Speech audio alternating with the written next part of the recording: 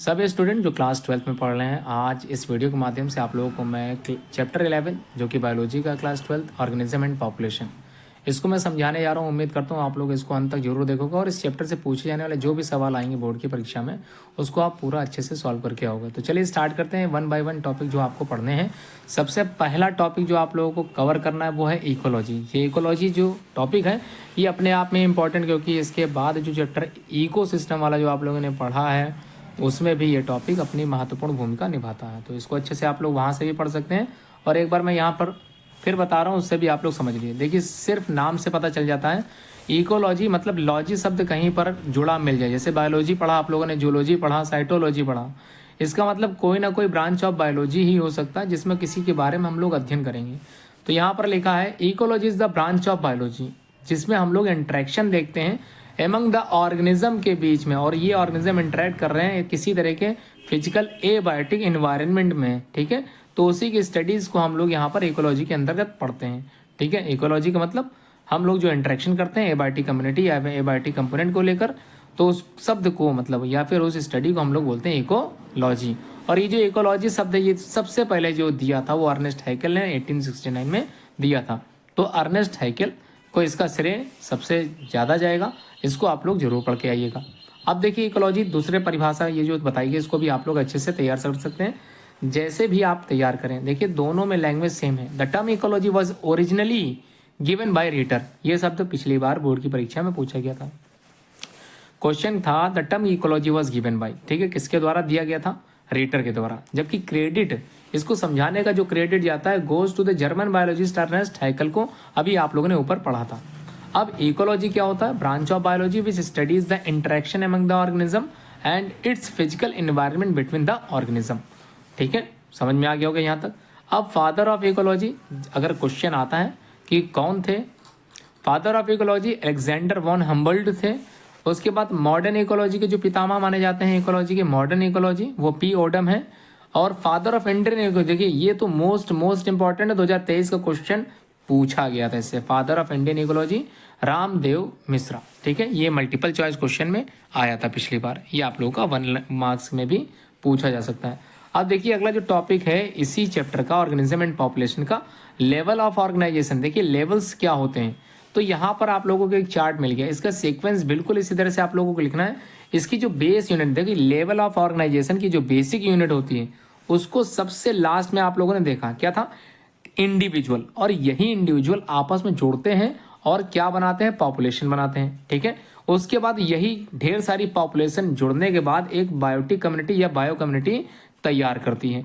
Bio community जब आपस में डिफरेंट बायो कम्युनिटी जुड़ती है तो एक इकोसिस्टम तैयार होता है, और डिफरेंट इकोसिस्टम जुड़ते हैं और तैयार होता है बायोम, और डिफरेंट बायोम्स आखिर में बनाते क्या है? बायोस्फीयर।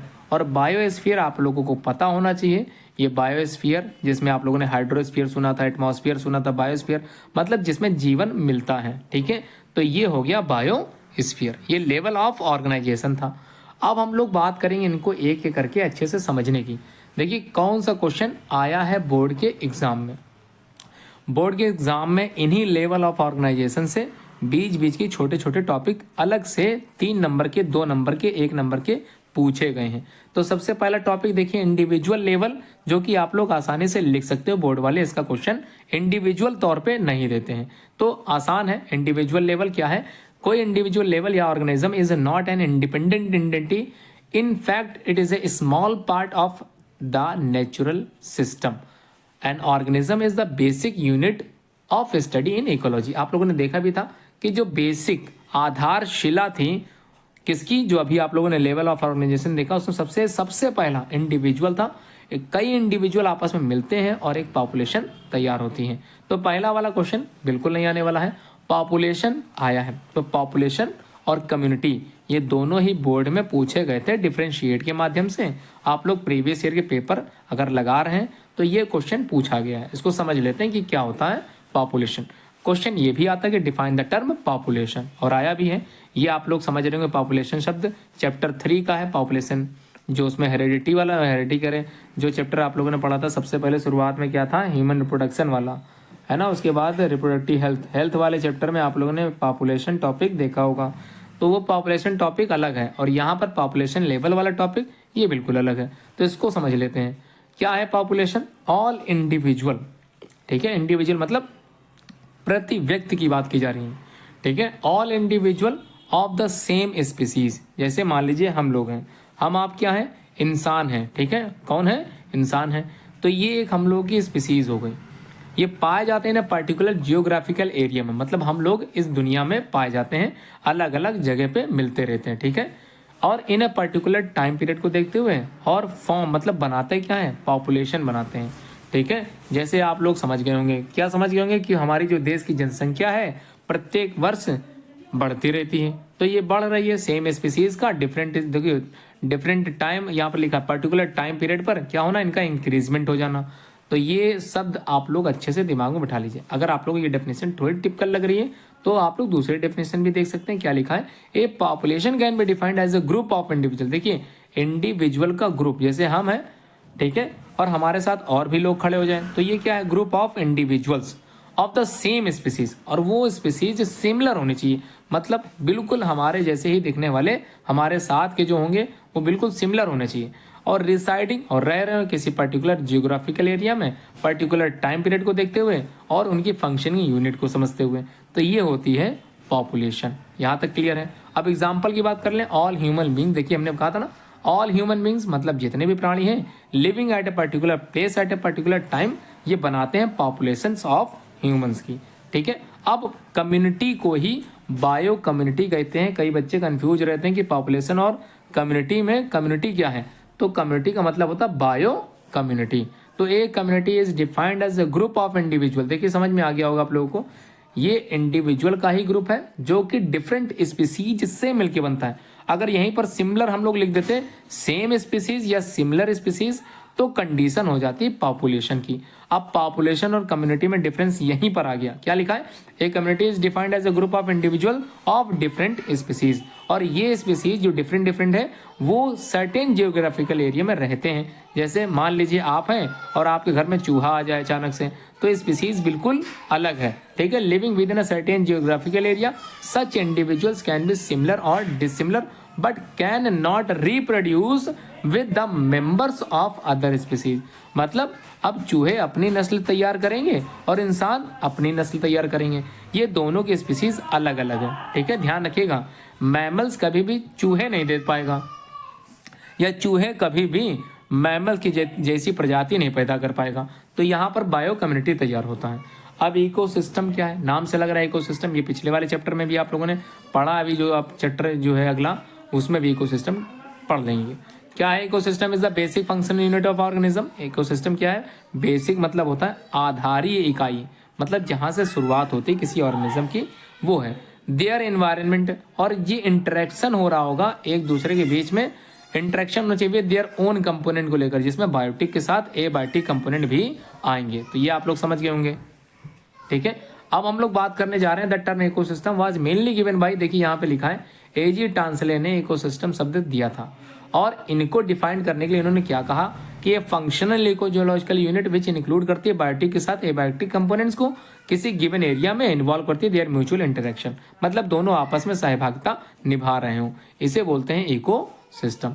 बायोम क्या होता है? नाम से लग रहा होगा बायोम, ठीक है। तो बायो का मतलब लिविंग क्रिएचर है। तो ये क्या है? एक लार्ज यूनिट होती है जो कंसिस्ट करती है मेजर वेजिटेशन। इसका मतलब क्लियर है, biome related to plant species, ठीक है। ध्यान से समझ लीजिए, ये रिलेटेड टू फौना से रिलेटेड है। It is a large unit which consist of a major vegetation type and associated fauna. Fauna मतलब हो गया plant species in a particular climatic zone. Example की बात करें, कौन से जोन है? ट्रॉपिकल रेन फॉरेस्ट है और डेसिडुअस फॉरेस्ट जोन है। तो ये दोनों अच्छे से तैयार कर लीजिए, ये आपके इंडियन बायोम वाले क्वेश्चन में भी पूछे गए हैं, आगे मिल जाएंगे क्वेश्चन। बायोस्फीयर क्या होता है? अगला लेवल ऑफ ऑर्गेनाइजेशन का शब्द है बायोस्फीयर, और ये सबसे ऊंचा वाला, आप लोगों ने देखा सबसे लार्जेस्ट जो है पार्ट था किसी लेवल ऑफ ऑर्गेनाइजेशन का। तो it represent the total part of earth environment where living organism are present होते हैं और इंटरेक्ट कर रहे होते हैं एक दूसरे से और प्रोड्यूस कर रहे होते हैं एक स्टेट सिस्टम को, जिसमें biosphere can be called as a whole planet ecosystem. Some time इसी को ही हम लोग इकोस्फीयर भी कहते हैं। आप लोग ये पढ़ के जरूर जाइएगा। अब लेवल ऑफ ऑर्गेनाइजेशन के बाद अगला जो क्वेश्चन है मोस्ट इंपॉर्टेंट क्वेश्चन है, एनसीईआरटी बेस्ड क्वेश्चन है, जरूर पूछा जा सकता है और बिल्कुल पूछा गया है हैबिटेट और निक में अंतर बताने के लिए। ठीक है, तो निक और हैबिटेट में अंतर क्या है? तो पहले तो हैबिटेट समझते हैं, नाम से लग रहा है हैबिटाट।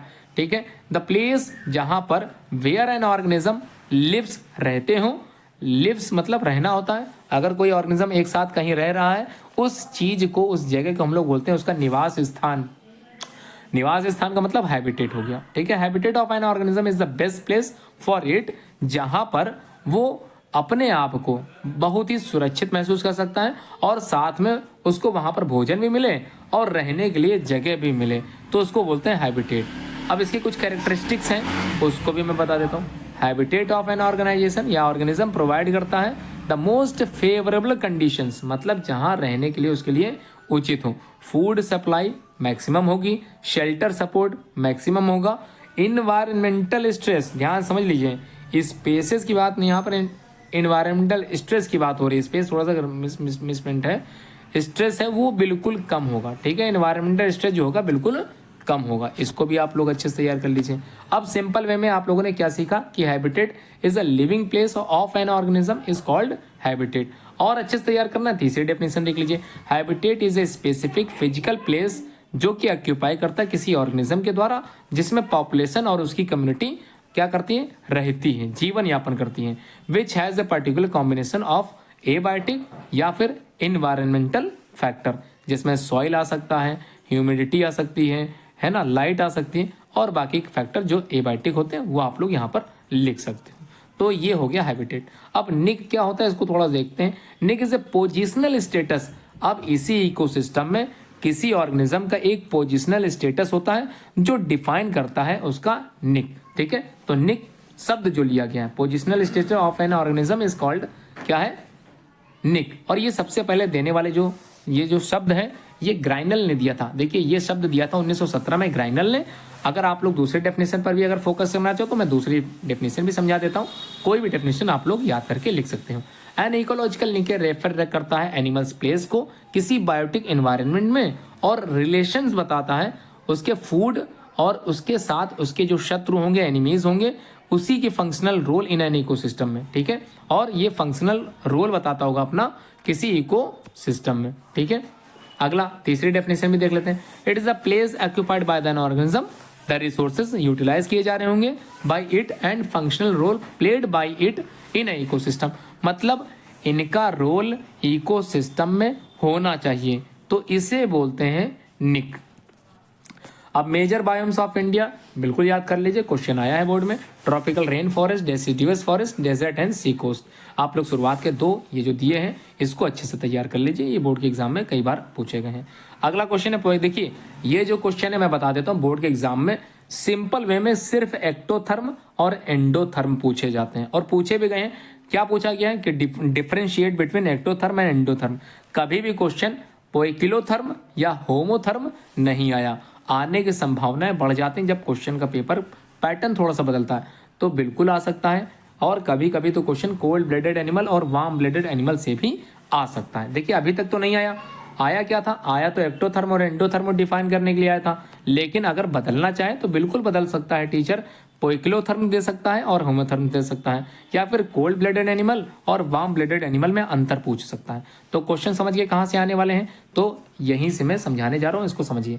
कोल्ड ब्लडेड एनिमल का ही दूसरा नाम होता है पोइकिलोथर्म, और इन्हीं का ही तीसरा नाम होता है एक्टोथर्म। अब नाम से लग रहा है कोल्ड ब्लडेड एनिमल या नाम से लग रहा है एक्टोथर्म, ठीक है, बाहरी आवरण को देखते हुए अपने हिसाब से अपने खून का जो लेवल होता है वो चेंज कर लेना। ठीक है, देखते हैं क्या लिखा। लिखा these animal do not have a constant body temperature. ऐसे एनिमल्स जिनके पास खुद का कोई कांस्टेंट बॉडी टेम्परेचर नहीं होता। तो इसका मतलब ये हम लोग तो नहीं हो गए, क्योंकि हम लोग अमूमन इंसान जो है, आप लोगों ने देखा होगा कि हम लोगों का एक बॉडी टेम्परेचर होता है 37 डिग्री सेल्सियस। आप लोग अस्पताल जाते हो, आप लोगों का थर्मामीटर से जो है टेम्परेचर पता करते हैं डॉक्टर। अगर 37 से ज़्यादा होता है तो डॉक्टर आप लोगों को दवा देता है according to the temperature of human body को देखते हुए, ठीक है। तो यहाँ पर लिखा एनिमल्स डू नॉट हैव, मतलब यहाँ पर लिखा these animal do not have a constant body temperature, मतलब एक्टोथर्म में बिल्कुल भी कांस्टेंट बॉडी टेम्परेचर नहीं होता। और उनकी बॉडी, जो उनकी बॉडी होती है, टेम्परेचर जो होता है वो फ्लक्चुएट, मतलब बदला करता है with the temperature of the surrounding, मतलब आसपास के वातावरण को देखते हुए, आसपास के सराउंडिंग्स को समझते हुए बॉडी टेम्परेचर वे एनिमल अपना बदल देते हैं, ठीक है। एग्जाम्पल की बात करें तो फिशेस आप लोगों ने देखा होगा, जब बर्फ जम जाती है नदियों की ऊपर की लेयर में तो बॉडी टेम्परेचर मछलियां अपनी बदल लेती हैं। और कई रेप्टाइल्स भी होते हैं जो टेम्परेचर अपना बदल लेते हैं। कुछ क्लियर आप लोगों को समझ में आ गया उम्मीद करता हूँ। अगला टॉपिक बिल्कुल इसका जस्ट अपोजिट है, वार्म ब्लडेड एनिमल, यानी कि जिनका खून गर्म होता है। आप लोगों ने कभी कभी लड़ाई में कह दी थी कि दिमाग गर्म मत करो, मेरा खून मत खौलाओ, तो ये शब्द इस्तेमाल कर रहे हैं, इसका मतलब आपका खून गर्म है। तो गर्म के लिए होमोथर्म का इस्तेमाल करते हैं, और अंदर की तरफ गर्म है, मतलब शरीर अंदर से गर्म है, तो इसको बोलते हैं एंडोथर्म। कहीं पर भी एंडो शब्द आदे, इसका मतलब आंतरिक होता है, इंटरनली होता है, तो ये भी आप लोग अच्छे से तैयार कर सकते। Just opposite to the ectotherm के उल्टा लिख देना है। These animals have a constant body temperature, मतलब इनका कोई ना कोई एक कांस्टेंट बॉडी टेम्परेचर होना चाहिए। और ये जो बॉडी टेम्परेचर है बिल्कुल भी डज नॉट फ्लक्चुएट नहीं होना चाहिए, बिल्कुल बदलना नहीं चाहिए with the temperature of the surrounding को देखते हुए। अगर जाड़ा आ रहा है तो आप लोग अपने इंटरनली बॉडी टेम्परेचर को बदल नहीं सकते हैं। जाड़े में आप लोग स्वेटर लाद लोगे, कपड़े और पहन लोगे, ठीक है। ये नहीं कि अपने जो ब्लड है उसके सर्कुलेशन को बिल्कुल अपोजिट कर दो, या फिर बिल्कुल खून ठंडा कर लो या गर्म कर लो, ऐसा नहीं कर सकते हो। तो बॉडी टेम्परेचर बिल्कुल कांस्टेंट होता है एंडोथर्म का, that is bird and mammals. तो बर्ड और मैमल्स में क्या होगा, वार्म ब्लडेड एनिमल है, जबकि फिशेस और एम्फीबियंस और रेप्टिलियंस या रेप्टाइल्स, ये तीनों प्रजातियां आप लोग की कोल्ड ब्लडेड एनिमल होती हैं। मछली जब आप लोगों ने पकड़ी होगी तो वो ठंडी रही होगी, जब आपने दूसरा ऑर्गेनिज्म जैसे मेढक है पकड़ा होगा तो वो भी ठंडा लग रहा होगा, जब आप लोगों ने कोई रेप्टिलियन सांप को छुआ होगा तो वो भी छूने पर ठंडा लग रहा होगा। Human being has a constant body temperature जो कि 37 डिग्री सेल्सियस होता है। तो ये बात थी एंडोथर्म की। अब देखते हैं एडॉप्टेशंस, कुछ अवॉइड करते हैं कुछ टेम्परेचर के अकॉर्डिंग। तो क्या क्या है उसको मैं बताने जा रहा हूँ। उम्मीद करता हूँ ये भी क्वेश्चन आप लोग अच्छे से तैयार करोगे, और ये भी बोर्ड में पूछे गए हैं, इसके लिए भी आप लोग बिल्कुल तैयार करें। डिफरेंशिएट में ये क्वेश्चन आए हैं। पहला क्वेश्चन है, how is aestivation different from hibernation. तो एस्टिवेशन तो अपने आप में इंपॉर्टेंट है, कई बच्चे कंफ्यूज होते हैं हाइबरनेशन विंटर स्लीप होता है कि समर स्लीप। तो बिल्कुल मैं आसान तरीका बताता हूँ। आप लोगों ने HW शब्द सुना होगा, ठीक है। अगर HW सुना है तो आसान तरीके से हाइबरनेशन को विंटर स्लीप में याद कर सकते हैं। तो हाइबरनेशन जब विंटर स्लीप होगा तो 100% एस्टिवेशन समर स्लीप के अंतर्गत आएगा। तो क्या होता है समर स्लीप, क्या होता है एस्टिवेशन, बता देता हूँ। एस्टिवेशन इज ए स्टेट, एक ऐसा स्टेट होता है जिसमें रिड्यूस का मतलब कम करना होता है। कम करना क्या, एक्टिविटी का कम हो जाना। और ये एक्टिविटी का कम हो जाना किसके द्वारा होगा, कोल्ड ब्लडेड एनिमल के द्वारा होगा। मतलब एक्टोथर्म से जो परफॉर्म करेंगे, मतलब एक्टोथर्म जब समर स्लीप में जाते हैं तब अपनी एक्टिविटी को कम कर देते हैं। और क्यों करते हैं, क्योंकि to escape extreme heat in the summers. Summer का मतलब बहुत ही ज़्यादा जब गर्मी आती है तो आप लोगों ने देखा होगा कई तरह के जीव जंतु चले जाते हैं बिलों में, और काफ़ी जब मौसम उनके अकॉर्डिंग होता है तो बिल से बाहर आ जाते हैं। तो ये करने वाले कौन होते हैं, एक्टोथर्म होते हैं। तो फिर से मैं बता देता हूँ इसकी definition. Aestivation is a state of reduced activity in the cold blooded animal, जिसको एक्टोथर्म भी कहते हैं, to escape extreme heat in the summer. तो समर से बचने के लिए, बहुत ही ज़्यादा अत्यधिक गर्मी से बचाव करने के लिए आप लोगों ने सुना होगा कि जो सांप होते हैं वो कहाँ चले जाते हैं, बिलों के अंदर। याद आ गया, सांपों के बारे में आप लोगों ने स्टडी किया होगा। तो कहाँ मिलते हैं, बिल में मिलते हैं। बहुत ही ज़्यादा गर्मी होती है तो बिल के अंदर हमेशा रहते हैं, गर्मी कम हुई बाहर निकल आते हैं, ठीक है। बिल्कुल इसी तरह से आपको तैयार करना है। और दूसरी डेफिनेशन भी इसकी आप लोग ये पढ़ सकते हैं, क्या है तो देखिए बताता हूँ। लिखा है कोल्ड ब्लडेड एनिमल यानी कि एक्टोथर्म, ये अवॉइड करते हैं एक्सट्रीम ऑफ हाई टेम्परेचर को, बहुत ही ज़्यादा गर्मी जब पड़ती है हाई टेम्परेचर। अब उसके बाद ये चले जाते हैं गोज कहाँ, अंडरगो अर्थ सरफेस या फिर बरो मतलब होता है बिल में फॉर मैनी डेज या हो सकता है कई महीनों के लिए। दिस इज कॉल्ड एस्टिवेशन और इसी एस्टिवेशन का ही दूसरा नाम समर स्लीप है। ठीक है, स्लीप का मतलब सो जाना। ठीक है, तो ये चले जाते हैं। हाइबरनेशन क्या है इसको भी समझा देता हूँ। इसी का दूसरा नाम विंटर स्लीप है। HW आप लोग को इसी को ही समझ के याद करना है। तो hibernation known as winter sleep. तो लिखा हाइबरनेशन इज ए स्टेट जिसमें फिर से वही काम होगा, reduce activity in cold blooded animal जो कि एक्टोथर्म होते हैं, टू स्केप करते हैं। क्या स्केप करते हैं? कोल्ड विंटर कंडीशन को, है ना। ठंडी आने पर भी आप लोगों ने देखा होगा कई जानवर विलुप्त हो जाते हैं, गायब हो जाते हैं। जैसे एग्जाम्पल की बात करूं, छिपकली को आप लोगों ने देखा था कि गर्मी तो बहुत सारी थी, अचानक से क्या हुई, ठंडी में गायब हो गई। तो गई कहाँ? तो ठंडी में जाती कहाँ है? जाती कहीं नहीं है, कहीं ना कहीं अपना निवास स्थान जैसे बिल वगैरह आप लोगों ने सुन रखा है वहां पर जाके छिप जाती हैं और विंटर स्लीप करती हैं, है ना। और ये बेसिकली एक्टोथर्म के द्वारा होती हैं। तो आप लोग दूसरी डेफिनेशन को भी पढ़ सकते हो। क्या लिखा है? Cold blooded animals to avoid extreme to low of low temperature undergo earth surface in a burrow for many days या फिर month. This is called hibernation जिसको हम लोग विंटर स्लीप के नाम से भी जानते हैं। आगे बढ़ें। अब लिखा how is diapause different from hibernation. अब ये डायापॉज क्या शब्द है इसको समझ लेते हैं। इसको समझने के बहुत आसान तरीका है कि कुछ जू प्लैंक्टन। अच्छा देखिए, जू प्लैंक्टन शब्द क्या है? आप लोगों ने पढ़ा होगा, क्या पढ़ा था? फाइटोप्लैंक्टन, है ना, फाइटोप्लैंक्टन। तो ये फाइटोप्लैंक्टन क्या होते हैं आप लोगों ने पढ़ा है जब हम लोगों ने इकोसिस्टम जो कि हाइड्रोफिटिक टाइप का है, मतलब पानी वाला है, वहाँ पर छोटे छोटे पेड़ पौधे मिलते हैं, उनको खाने वाले जो जीव जंतु होते हैं छोटे छोटे, वो होते हैं जू प्लैंक्टन। तो फाइटो मतलब प्लांट वाले हैं और जू प्लैंक्टन मतलब जीव वाले। ठीक है, अब कुछ जू प्लैंक्टन, ठीक है, जीवों वाले, ये कहाँ पाए जा रहे हैं?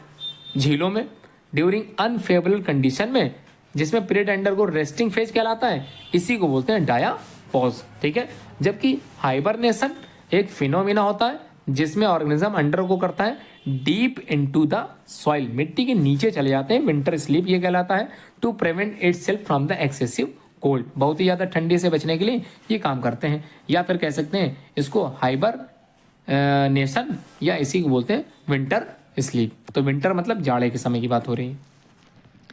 अब देखिए कुछ रूल्स हैं related to the temperature of an organism जो कि इफेक्ट करते हैं, तो उसको भी समझ लेते हैं। तो सर्टेन रूल का मतलब कुछ नियम बने हैं, इसी चैप्टर के रिलेटेड नियम है। कौन सा नियम सबसे ज्यादा बार पूछा गया वो मैं बताता हूँ। एलेंस रूल बहुत बार आया है, एलेंस रूल को अच्छे से तैयार करिएगा। बाकी तो नॉर्मल है, दो दो लाइन के डेफिनेशन, उसको मैंने नॉर्मली लिखा है, जबकि एलेंस रूल बहुत बार क्वेश्चन आया है। तो सर्टेन रूल जो कि रिलेटेड है इफेक्ट ऑफ टेम्परेचर को लेकर, जब टेम्परेचर बढ़ता है और किस प्रकार ऑर्गेनिज्म में परिवर्तन आते हैं। तो जब आप लोगों ने कैमल्स के बारे में पढ़ा होगा तो कैमल की बनावट बिल्कुल अलग थी, वो रेगिस्तान वाला जहाज भी कहलाता है। अब कुछ परिवर्तन हुए होंगे, एडॉप्टेशन है, जिसकी वजह से उसे हम लोग रेगिस्तान का जहाज कहते हैं। तो नियम है कुछ, उसके नियम हम लोग समझ लेते हैं कौन कौन से हैं। पहला वॉन्ट ऑफ रूल है जिसमें high temperature can increase the rate of chemical reaction. देखो कभी कभी एनिमल्स में कुछ केमिकल रिएक्शन तेजी से बनने लगती हैं या होने लगती हैं जब हाई टेम्परेचर होता है, can increase the rate of chemical reaction, जबकि वाइल लो टेम्परेचर डिक्रीज होता है द रेट ऑफ रिएक्शन। ठीक है, लो टेम्परेचर पे रेट ऑफ रिएक्शन कम हो जाती है और हाई टेम्परेचर पे rate of reaction chemical reaction increase हो जाती है। इसको कहते हैं वॉन्ट ऑफ नियम। ठीक है, क्लियर है। अब बर्गमन्स रूल क्या होता है इसको भी थोड़ा समझ लेते हैं, ध्यान से पढ़ लेते हैं। लिखा टेम्परेचर, तापमान, can effect the size of body.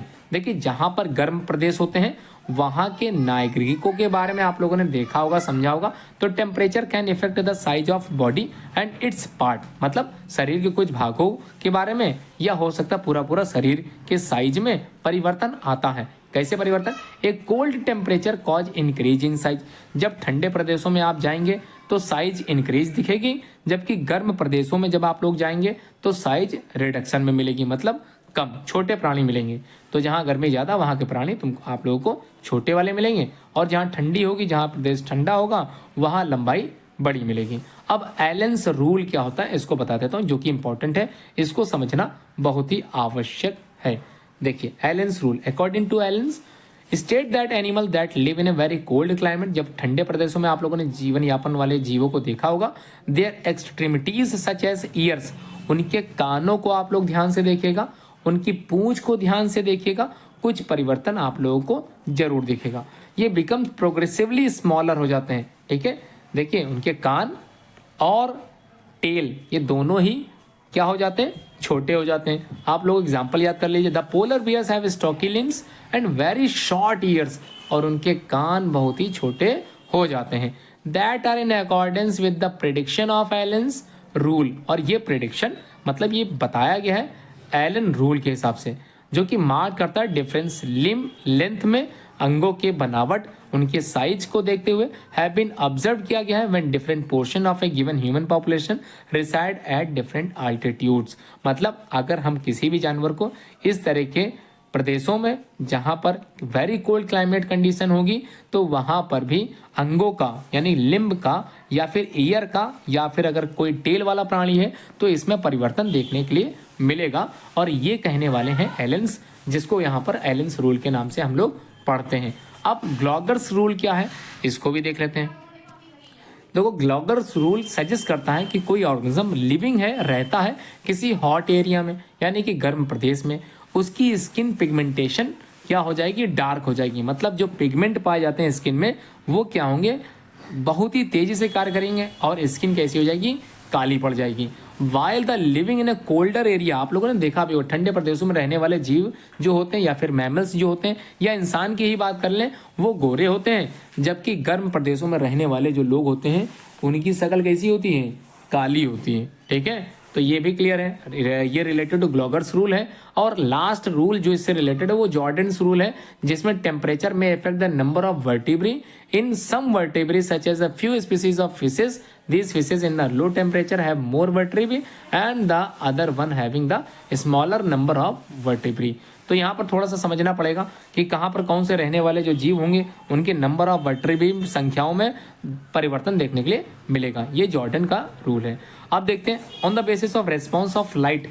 देखिए आप लोगों ने सुना होगा कुछ पौधे लाइट की अधिकता में अच्छे से कार्य करते हैं और कुछ पौधे लाइट के अब्सेंस में अच्छे से प्रॉपर वे में वर्क करते हैं या अपना फोटोसिंथेसिस प्रोसेस कंप्लीट करते हैं। तो इनको देखते हुए इनके दो प्रकार बताए गए हैं, एक है फोटोफिलस और दूसरा सियोफिलस। ये क्वेश्चन अभी तक तो एको बार नहीं आया, लेकिन अगर आप लोग समझ लेंगे तो अगर ये आता भी तो आप लोग आसानी से लिख सकते हो। नाम से लग रहा है फोटोफिलस, देखिए बहुत ही आसान तरीके से याद करना है। फोटो शब्द मतलब समझ लीजिए, फोटोसिंथेसिस में भी फोटो शब्द आया, फोटो का मतलब ही होता है लाइट।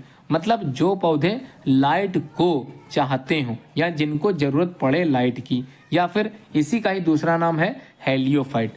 तो हेलियोफाइट के लिए भी आप लोग कोई कंडीशन बना लें, कोई कोड बना सकते हैं, है ना। मैंने पहले वाले का कोड तो बना दिया, फोटोफिलस प्लांट। तो फोटोफिलस को ही हेलियोफाइट्स कहते हैं। अब ये हेलियोफाइट या photophilous plant are light loving plant, मतलब ऐसे पौधे जिनको लाइट की आवश्यकता है या जिनको लाइट ही जरूरी है ना। दे show full activity when optimum light is available. जब लाइट प्रेजेंट होती है तभी ये सबसे ज्यादा एक्टिव रहते हैं, लाइट नहीं तो एक्टिव नहीं, तो उन्हें बोलते हैं फोटोफिलस प्लांट। और इन्हीं का दूसरा नाम है हेलियोफाइट्स। ठीक है, हेलियोफाइट अलग होता है और हेलियोफाइट्स अलग होते हैं, कंफ्यूज बिल्कुल भी होने की आवश्यकता नहीं है। दूसरा सियोफिलस, जिसको सियोफाइट्स कहते हैं, ये प्लांट ऐसे होते हैं जो छाई मतलब जहां पर छां होगी या फिर धूप नहीं होगी वहां पर एक्टिवली रूप से कार्य करेंगे। तो इसका मतलब लाइट से बिल्कुल अगेंस्ट होते हैं, तो सियोफाइट कहलाते हैं। सियोफिलस अनदर नेम है, तो अब बिल्कुल कंफ्यूज होने की आवश्यकता नहीं है। अगला है on the basis of water quality, या फिर कहते हैं पानी को देखते हुए, पानी की अधिकता या पानी की जो क्वालिटी होती है उसको देखते हुए ऑर्गेनिज्म को भी बांटा गया दो भागों में, यूरीहेलाइन और दूसरा स्टेनोहेलाइन। देखिए ये क्वेश्चन भी अभी तक बोर्ड के एग्जाम में नहीं आया है, लेकिन आप लोगों की कोर्स में है, इसको भी आप लोग अच्छे से समझ लीजिए कि क्या है यूरीहेलाइन और क्या है स्टेनोहेलाइन। तो यूरीहेलाइन एनिमल्स अडॉप्टेड करते हैं, टॉलरेट करते हैं, चेंजेस लाते हैं सैलिनिटी लेवल को देखते हुए, मतलब यहाँ पर सॉल्ट की मात्रा को पानी में देखते हुए ये अपना जीवन यापन करते हैं। कुछ fishes can move between fresh water से सॉल्ट वाटर में चली जाती हैं। ठीक है, यानी कि क्या हुआ, फ्रेश वाटर वाली जो मछलियां होती हैं इनको सॉल्ट वाटर में जाने से कोई समस्या नहीं आई। तो यूरीहेलाइन एनिमल्स अडॉप्ट कर लेते हैं to tolerate changes in salinity level. ठीक है, यहाँ तो समझ में आ गया। अब स्टेनोहेलाइन क्या कहता है? Stenohaline animals are the adapted to the specific salinity level and can not tolerate changes, मतलब बिल्कुल भी इस तरह का परिवर्तन बर्दाश्त नहीं कर सकते। फॉर एग्जाम्पल की बात करें, सम मोलस्कास जो होते हैं can only live specific salinity environment, मतलब जो मोलस्कास होते हैं वो केवल और केवल कुछ ही स्पेसिफिक सैलिनिटी इन्वायरमेंट में जीवन यापन करते हैं। इनको उठा के अगर हम लोग एक ऐसी जगह रख दें जहां नॉर्मल फ्रेश वाटर हो तो ये बिल्कुल भी जीवन यापन वहां पर नहीं कर सकते। जो नहीं कर सकते वो स्टेनोहेलाइन है, और जो हल्की फुल्की टॉलरेंस बर्दाश्त कर लें वो है यूरीहेलाइन। ठीक है, तो यूरीहेलाइन अच्छे से स्पेलिंग देख के आप लोग जरूर तैयार करके जाएं। डेट्रियस चैनल के बारे में तो मैंने पिछले चैप्टर में भी चर्चा की थी, इकोसिस्टम वाले में। आप लोग चाहें तो अगला चैप्टर जो नेक्स्ट चैप्टर है उसमें भी इसको अच्छे से समझ सकते हैं। बिल्कुल क्या बताया था उसमें मैं बता देता हूँ। डेट्रियस चैनल क्या है, डेट्रियस समझाता हूँ। डेड बॉडीज चाहे वो प्लांट की हो चाहे एनिमल की हो, हमेशा ध्यान रखिएगा उनके जो एक्सट्रेटिव मटेरियल होते हैं, ऑर्गेनिज्म के जो मैटर होते हैं, वो कोई ना कोई केमिकल एनर्जी देते हैं, मतलब हमको कोई ना कोई ऑर्गेनिक मैटर देते हैं जो कि कंटेन करते हैं ऑर्गेनिक मटेरियल। जो माइक्रो ऑर्गेनिज्म होते हैं डिकम्पोज करते हैं इन्हीं मटेरियल को और रिलीज करते हैं एनर्जी, और वो energy in the form of heat के तौर पर एनवायरनमेंट में चली जाती है। इसी को चैनल को फ्लो ऑफ एनर्जी को कहते हैं डेट्रियस चैनल। अब डेट्रियस शब्द इसी से मिलकर बना है, तो आप लोग फिर से समझ लीजिए। डेड प्लांट और उसके कुछ भाग हो सकते हैं, एनिमल्स रिमेन अनडिकम्पोज या पार्शियली डिकम्पोज को भी हम लोग डेट्रियस कहेंगे, इसे बोलते हैं डेट्रियस। डेट्रियस कंटेन करते हैं large amount of organic matter, और ये रिलीज हो जाते हैं organic matter in an environment on the decomposition के लिए। ठीक है, तो ये एनर्जी वापस कहाँ आ गई? एनवायरनमेंट में। अब सॉइल प्रोफाइल को थोड़ा समझ लेते हैं, ये क्वेश्चन आया है। सॉइल प्रोफाइल के लिए बहुत बढ़िया चीज़ ये है कि सॉइल प्रोफाइल की कुछ लेयर होती हैं, उन लेयर को हम लोग बोलते हैं सॉइल प्रोफाइल। तो मैं बताता हूँ क्या लिखना है आप लोग को। A soil is formed by many horizontal layers, मतलब ये जो मिट्टी होती है, ठीक है, हम लोगों ने देखा जो मिट्टी होती है ये कुछ लेयर से मिलकर बनी होती है, हॉरिजॉन्टल लेयर। इन्हीं लेयर को जो कि डिपोजिशन हुए हैं ओवर द अदर, एक दूसरे के ऊपर जो लेयर बनी है, इसको बोलते हैं सॉइल प्रोफाइल। मतलब a vertical section of soil is known as soil profile. और ये सॉइल प्रोफाइल को बनने के लिए या फिर वर्टिकल सेक्शन को बनने के लिए कुछ जो है लेयर्स की यहाँ पर रिक्वायरमेंट हुई, तभी जाके सॉइल प्रोफाइल बनी, जिसमें हॉरिजन ए, हॉरिजन बी, हॉरिजन सी, और उसके बाद बेड रॉक्स, जिसको आप लोग लिखते हो। आप लोग इस चार्ट या फिर डायग्राम से अच्छे से समझ सकते हैं कि कोई पौधा उग रहा है और उसकी जो जड़ें गई हैं हॉरिजन ए और बी से बिल्कुल मिली हुई हैं, तो ये हॉरिजन ए बी की बात है। मतलब टॉप लेयर ऑफ सॉइल, मतलब सबसे ऊपर की जो लेयर होती है हॉरिजन ए होती है, और उसके बाद की जो लेयर होती है हॉरिजन डी होती है, और जो रॉक से जुड़ी हुई लेयर है वो हॉरिजन सी है। ठीक है, अब आगे बढ़ते हैं। आगे का टॉपिक है रेगुलेटर्स क्या होते हैं। नाम से लग रहा है रेगुलेट कर सकें या रेगुलेशन कर सकें, जिसको हम लोग मानते हैं रेगुलेटर्स। यानी कि some organism are able to maintain homeostasis, मतलब होमोस्टेसिस का मतलब होता है एंडोथर्मिक ऑर्गेनिज्म। ठीक है, जो फिजिकली मीन मैमल्स होते हैं। ठीक है, हम लोग तो अब conformer just opposite to the regulators. Some organism can change their body temperature with the ambient temperature और चेंज ऑस्मोटिक कंसंट्रेशन, मतलब परिवर्तन ले आते हैं किस चीज में? टेम्परेचर में। ठीक है, अपनी बॉडी के टेम्परेचर को परिवर्तित कर लेते हैं, जैसे कि एक्टोथर्म के बारे में आप लोगों ने पढ़ा था, जो कि एम्बिएंट टेम्परेचर बिल्कुल अलग होगा, ऑस्मोटिक कंसंट्रेशन बिल्कुल अलग कर देते हैं। These plant and animals are called conformers. जैसे एग्जाम्पल में फ्रॉग लिख सकते हैं, स्नेक लिख सकते हैं, आप लोग कोई भी एग्जांपल दे सकते हैं। रिलेटेड टू क्या हो सकता है बता देता हूं मैं। फिश में से लिख सकते हैं, रेप्टिलियंस में से लिख सकते हैं, एम्फीबियंस में से लिख सकते हैं, क्योंकि ये तीनों ही एक्टोथर्म के एग्जांपल हैं जो कि यहाँ पर आ सकते हैं। ठीक है, अब माइग्रेशन क्या होता है? माइग्रेशन शब्द समझ लेते हैं। माइग्रेशन देखिए, इफ एन ऑर्गेनिज्म, कोई ऑर्गेनिज्म है, मूव करता है, मतलब एक स्थान से दूसरे स्थान तक चला जाता है। कैसे जाएगा? या तो टेम्परेली जाएगा, ठीक, अच्छी बात है, टेम्परेली जाएगा, लेकिन क्यों जाएगा?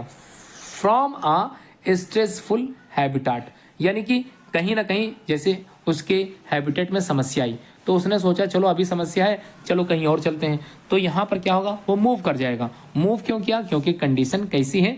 स्ट्रेसफुल, और वो चला जाएगा। कहाँ जाएगा? एक ऐसी जगह पे जहाँ पर उसको उसके योग्य वातावरण मिले, हॉस्पिटल एरिया, मतलब हॉस्पिटेबल एरिया मिलेगा। और एक समय ऐसा आएगा जब वो सोचेगा चलो वापस अपनी अवस्था, मतलब जहाँ पर थे वहीं चलते हैं, क्योंकि वहाँ का अब एटमॉस्फेयर हमारे अकॉर्डिंग हो गया होगा, तो यानी कि रिटर्न हो जाएगा। When the stressful period is over, ठीक है, वहाँ का पीरियड जो स्ट्रेसफुल था वो ओवर हो चुका है, वापस अपनी जगह पर आ जाएगा। इस कंडीशन को बोलते हैं माइग्रेशन। और कई तरह के माइग्रेटरी बर्ड आप लोगों ने सुने होंगे जो एक देश से दूसरे देश जाते हैं, एक प्रदेश से दूसरे प्रदेश भी जाते हैं। और इनके लिए तो आप लोगों ने बर्ड सेंचुरीज का नाम सुना होगा, जहाँ पर ये बर्ड मूव आउट करती हैं या माइग्रेट करती हैं। जैसे केवलादेव नेशनल पार्क जो कि भरतपुर राजस्थान में है, मोस्ट या host migratory bird from Siberia से प्रत्येक विंटर हर जाड़े में आ जाती हैं। ठीक है, जाड़े के समय साइबेरिया से आने वाली जो बर्ड्स हैं वो आप लोगों को माइग्रेशन के बारे में अच्छे से समझा सकती हैं, तो उन्हीं को बोलते हैं माइग्रेटरी बर्ड्स। अब एडाप्टेशन इन प्लांट, पौधों में एडाप्टेशन मतलब अनुकूलन होता है। इसी तरह का अनुकूलन जो है एनिमल्स में भी होता है। एनिमल्स का अनुकूलन आप लोगों ने काफ़ी कुछ पढ़ रखा था। अब प्लांट के अनुकूलन को हम लोग समझ सकते हैं एडॉप्टेशन, जो कि हाइड्रोफाइट्स में होता है। इसके कुछ मेजर पॉइंट है, पहले समझ लेते हैं। देखिए, हाइड्रोफाइट मतलब पानी वाले पौधे हैं, क्लियर समझ लीजिए। पानी में पाए जाने वाले पौधों को हम लोग क्या बोलते हैं? हाइड्रोफाइट। हाइड्रो शब्द ही पानी से रिलेटेड है, तो बिल्कुल कंफ्यूज मत होइए। मेजर पॉइंट के बारे में बात करूँ, लार्ज एयर कैविटीज होता है। एरेनकाइमा सेल्स जो होते हैं ट्रांसपोर्ट ऑफ ऑक्सीजन का निर्वहन करते हैं, मतलब ऑक्सीजन की पूर्ति करते हैं। क्यूटिकल बिल्कुल एब्सेंट होता है। The xylem tissue is poorly developed होगा, क्योंकि यहाँ पर जल का संवहन कम से कम, क्योंकि पानी वाले जीव हैं, मतलब पानी वाले पौधे हैं, तो पानी कम से कम प्रत्येक भाग तक पहुंचाने के लिए यहाँ पर जाइलम टिश्यू पुअरली डेवलप्ड होता है। स्टोमेटा बिल्कुल रिड्यूस होगा। क्यों रिड्यूस होगा? यहाँ पर थोड़ा समझने वाला है, थोड़ा स्टोमेटा की यहाँ पर सही नहीं लिखा है। स्टोमेटा जो होते हैं बिल्कुल होते हैं। कहाँ पर पाए जाएंगे? बस इनकी पोजीशन थोड़ी सी अलग है, यहाँ रिड्यूस की बात नहीं है। एग्जाम्पल जैसे आइकॉर्निया है, सेल्विनिया है, वोल्फिया है, और आपका सेरेटोफिलम हो गया, हाइड्रिला हो गया, निम्फिया हो गया। ठीक है, निम्फिया हो गया। तो ये these are the common example of hydrophyte. आप लोग इसके एग्जांपल को भी पढ़ सकते हैं, क्वेश्चन कई बार बोर्ड में पूछा गया है। अगला क्वेश्चन ओवरव्यू है, थोड़ा सा ओवरव्यू समझते हैं। Hydrophytic plant are present in the aquatic environment, जैसे कि मैंने कहा कि पानी में पाए जाते हैं। एदर सबमर्ज, या हो सकता है आधे पानी में डूबे हों, आधे पानी के बाहर हों, या हो सकता है पानी में तैरने वाले हों। ठीक है, कुछ भी हो सकता है। सबमर्ज मतलब आधे अधूरे। ठीक है, पानी के अंदर भी, पानी के बाहर भी, है ना। आगे देखते हैं। A certain depth because light can reach only up to the certain depth in the sea and oceans. Root system, जिसमें वेलिस्नेरिया की बात करें, बिल्कुल एब्सेंट होता है। रूट सिस्टम बिल्कुल भी एब्सेंट हो जाता है वेलिस्नेरिया में। लीव्स बिल्कुल थिन होती हैं और रिबन शेप में हो जाती हैं। मॉर्फोलॉजिकल एडाप्टेशन, चलिए बात करते हैं। मॉर्फोलॉजिकली एडाप्टेशन है। हैबिटेट देखते हैं, कहाँ पाए जाते हैं? नाम से ही लग रहा होगा, प्लांट ऐसे पौधे जो पानी में पाए जाते हैं। तो जहाँ पर पानी की अधिकता होगी, अबंडेंस होगा, वहीं पर हाइड्रोफिटिक प्लांट्स पाए जाते हैं। इनके रूट की बात करें, जड़ें देखते हैं। Due to availability of water, जबकि ज्यादा मात्रा में पानी है, due to availability of water plenty aquatic plants absorb करते हैं वाटर। देखिए, जड़ें होंगी तो पानी का एब्जॉर्प्शन होगा। जड़ें रिड्यूस होंगी तो कम से कम पानी का एब्जॉर्प्शन होगा। तो पानी में तो पौधा है ही है, तो जड़ों का काम क्या हो जाएगा? कम से कम हो जाएगा। तो पौधे की जो जड़ें होंगी वो रिड्यूस हो जाती हैं। तो यहाँ पर लिखा हुआ है, तभी तो पुअरली रिड्यूस्ड हो जाती है, मतलब poorly root are poorly developed. Root hair बिल्कुल एब्सेंट हो जाएंगे। जब रूट डेवलप नहीं है तो रूट हेयर पाया जाना बिल्कुल भी मतलब क्या है, बिल्कुल भी संभावना नहीं है। तो पुअरली डेवलप्ड आप लोग लिख सकते हैं। स्टेम कैसी होगी? बहुत ही वीक होगी। भाई, पानी वाले पौधे होते हैं, आप लोगों ने कभी पानी वाले पौधों को उठाया होगा, बहुत ही मुलायम होते हैं, ऐसे ऐसे हिल जाएंगे। ठीक है, तो थिन पतले होते हैं, ग्रीन इन कलर होते हैं। स्टेम बहुत ही मुलायम होती है, बिल्कुल आप लोग याद करें। लीव्स, पत्तियों की बात करें तो लीव्स भी 3 होती हैं। एदर लॉन्ग होंगी, बहुत ही लंबी हो सकती हैं, रिबन शेप में हो सकती हैं, लॉन्ग लीनियर, फाइनली डिसेक्टेड हो सकती हैं। Hydrophytes also show the hydrophily, और ये हाइड्रोफिली शो करते हैं। स्टोमेटा आर वेस्टिजियल हो सकते हैं, एब्सेंट हो सकते हैं, प्रेजेंट होंगे ऑन द अपर सरफेस। देखिए, अपर पे क्यों पाए जाते हैं, रीजन बता देते हैं। अपर पे इसलिए होते हैं, क्यों होते हैं अपर? देखो, प्रेजेंट होते हैं ऑन अपर सरफेस और प्रेजेंट होते हैं ऑन द बोथ सरफेस। अब ये होते क्यों हैं? ऊपरी सरफेस पे ज्यादा मात्रा में क्यों पाए जाते हैं, इसका रीजन बता देते हैं क्यों पाए जाते हैं। ऊपरी पे इसलिए पाए जाते हैं क्योंकि सीधे लाइट कहाँ होती है, डायरेक्ट कहाँ पड़ती है? पौधों के पत्तियों की ऊपरी सतह पे। जब ऊपरी सतह पे पड़ेंगे तो पानी क्या होगा? वेपर फॉर्म में तेजी से निकलने लगेगा। तो तेजी में जब वेपर फॉर्म निकलने लगेगा तो पानी जो एबंडेंट मात्रा में पौधे में गया होगा तो पानी भी आसानी से निकल जाएगा। तो अब दोनों सरफेस पे भी पाया जा सकता है, अपर सरफेस पे भी ज्यादा पाया जा सकता है। ये किस पौधों की बात हो रही है? हाइड्रोफिटिक प्लांट। अब एनाटॉमिकल प्लांट जो एडॉप्टेशन होते हैं, इनके जो कंडीशन है वो क्या है? मैकेनिकल टिश्यू जो होते हैं जनरली एब्सेंट होते हैं।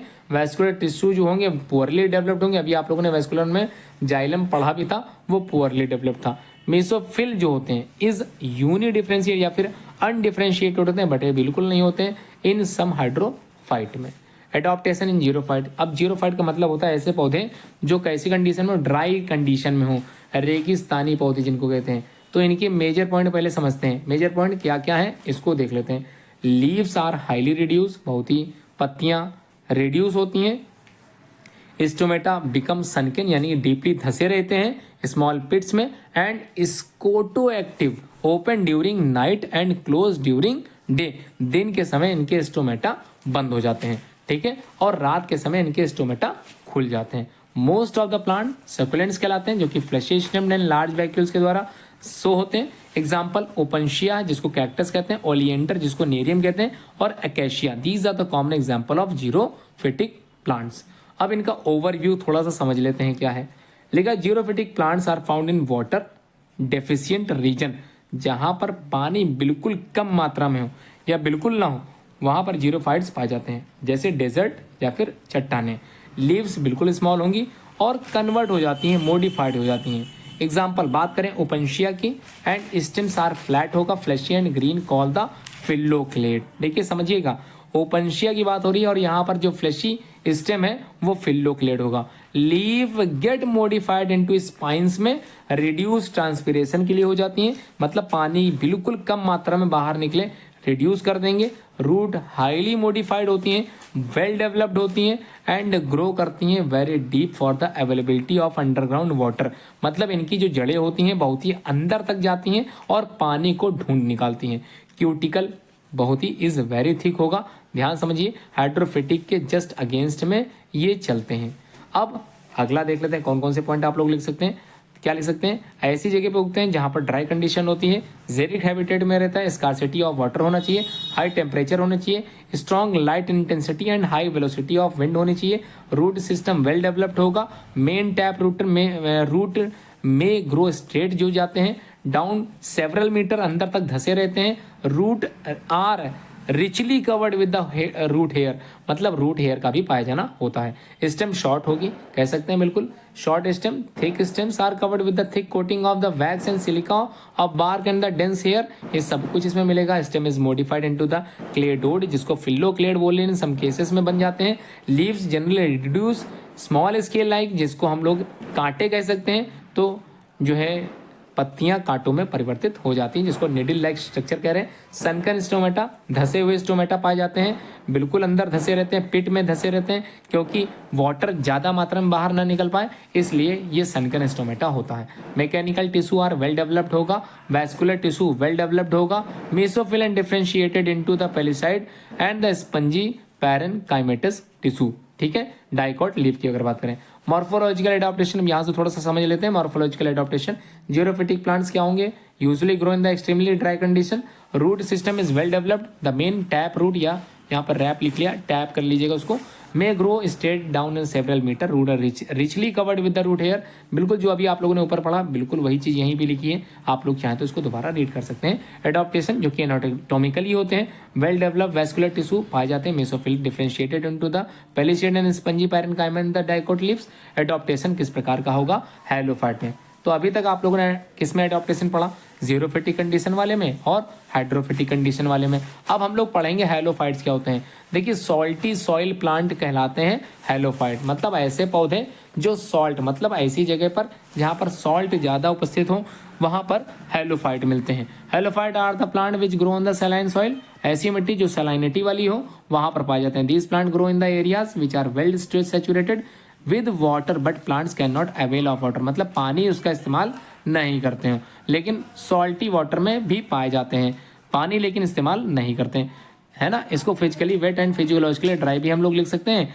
Halophyte grow in the salt marshes on the sea shores. Ecological adaptation की बात करें, सॉइल्स आर फिजियोलॉजिकली ड्राई होते हैं because the osmotic pressure values are very high as this water can not be absorb, है ना, जिसकी वजह से पानी ऊपर नहीं चढ़ता। So halophyte developed xerophyte condition devices water economy को लिखते हुए।